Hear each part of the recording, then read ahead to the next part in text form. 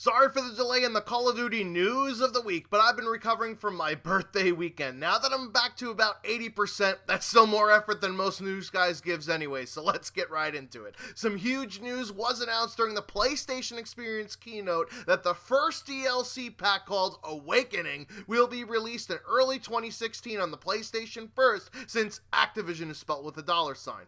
Not much information was given other than graphic here on the screen, but I'll try my best to speculate like a 9/11 truther based on blurry images. Much like every Treyarch DLC, there will be 4 quote-unquote new maps, although one will most likely be a reskin as part for the course, and a new zombies map.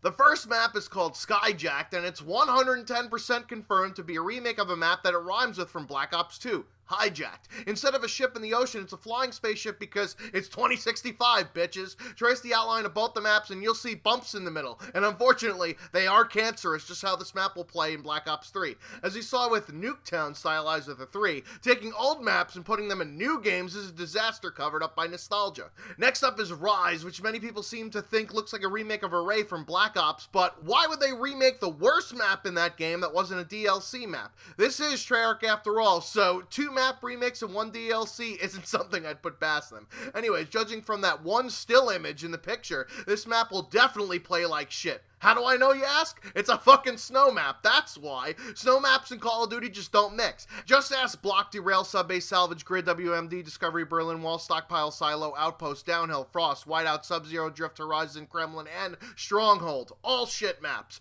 Anyways, after that is Splash, which seems to be set in an amusement park because we all know that maps of that setting are so much fun to play. Carnival, Zoo, Drive-In, Boardwalk, excuse me. I'm still getting over my hangover. In keeping with Treyarch's overly colorful themes, this map looks like a unicorn shit out strands of a rainbow. Hopefully the dynamic map event will be hundreds of screaming little kids running around and going down water slides so I can gun down some of those little shits. Finally, we've got Gauntlet, which is a trifecta of shitty concepts in one map. A jungle map, Instinct anyone, a snow map, which I already said before will fucking suck, and what looks to be an industrial complex akin to Hydro or insert shitty Advanced Warfare map here. We've already got one Inception type map with Infection, so it could be that this map has a different skin every few minutes, or it's one map with 3 sections in it. Since Black Ops 3 maps are so fucking huge anyways, they might as well be 3 maps in one.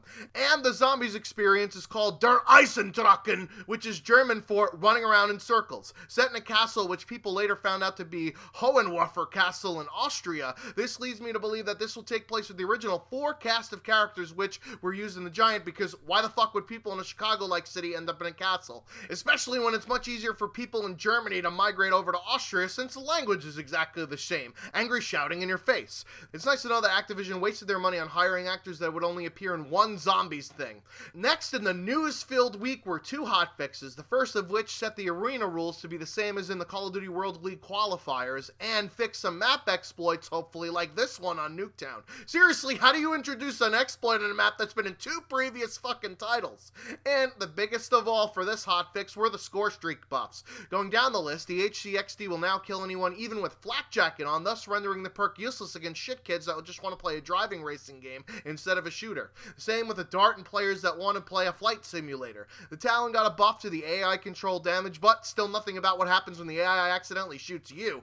The Lightning Strike takes 2.4 seconds instead of 4.0 seconds to deploy after playing Battleship on your tablet. The Rolling Thunder is now more like the bombing run in Advanced Warfare in terms of both area and effect and the ability to blow people up that are completely underneath cover. The Mothership now takes 6 fucking rockets to kill instead of 4, along with increased damage for the turret outputs. Other streaks which now have increased health include the UAV, Counter-UAV, Wraith, GI unit wraps, and Cerberus, although the latter is still as stupid as Forrest Gump when it comes to actually being lethal. Apparently the Hellstorm missile was also buffed, but it's still as potent as the Broncos offense at this moment. And for all streaks, the ability to lock on was removed while the streak was coming into the battle space. This allows them to stay up in the air longer than a Russian jet in Egypt. The next hotfix patches some exploits for crypto keys, which still isn't the easy way to fix the problem by making people actually press a button to choose a class at the start of the game, and some weapon tweaks ahead of the Call of Duty World League qualifiers, thus fucking up the metagame for all involved. Nice timing there, fellas. The buffs were handed out to the Razorback KRM 262, Brecci, and Haymaker 12 in the form of a range increase, so now that they're more viable than from a llama's spitting distance. Recoil was was made easier on the Kuda, Weevil, KN44, HVK30, Man of War, Dingo, and ICR-1, even though most of those guns, especially the ICR, don't have any recoil to begin with. Movement speed was reduced on the XR2 and increased on the Dingo, plus all of the pistols as if they needed to be any easier to use. Thankfully, the RK5 and LCAR-9 got nerfs to range for both and damage in the case of the LCAR. Didn't you fucking idiots learn from the Cap 40?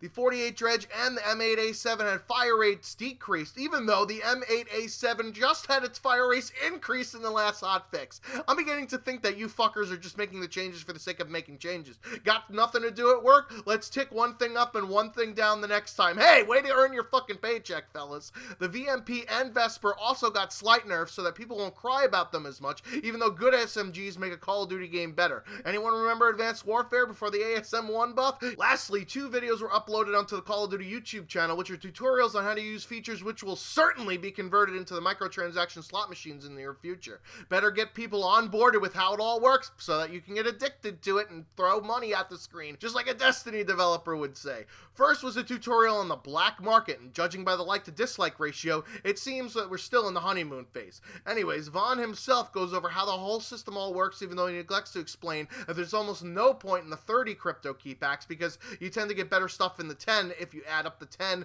to get 9 things instead of the 30 to get 3 things, even though the 30s are supposed to have better odds. Those odds are hidden behind a black box, kind of like the machines for high rollers who pay more to sit with less people. He also doesn't quite explain the different levels of being common, rare, epic, and legendary, and which stuff is in which level. Guess you'll have to find it out for yourself. Holy shit, what a concept in this day and age of instant gratification society. The other is for zombies and the Dr. Monty's factory, in which you could trade beepity bops you earn in the form of gobble gums, which is apparently easier to pronounce than gumdrops. They come in 3 different varieties, mega, rare mega, and ultra rare mega, for which the latter 2, the adjectives are in the wrong fucking order, but since this is a zombies game where everything is convoluted as the storyline of Lost, I guess it certainly makes sense. Anyways, these are one-time use perks to help you out of situations where your circle you've been running in all day isn't as perfect as your protractor told you, and the undead get a little bit too close for comfort. Anyways, that's going to do it for the Call of Duty news of the week. Hopefully the next tutorial they'll have is showing people how to not play like absolute bill cheeks in multiplayer. I've been the Schwantz27, over like the Golden State Warriors' streak. Until next time.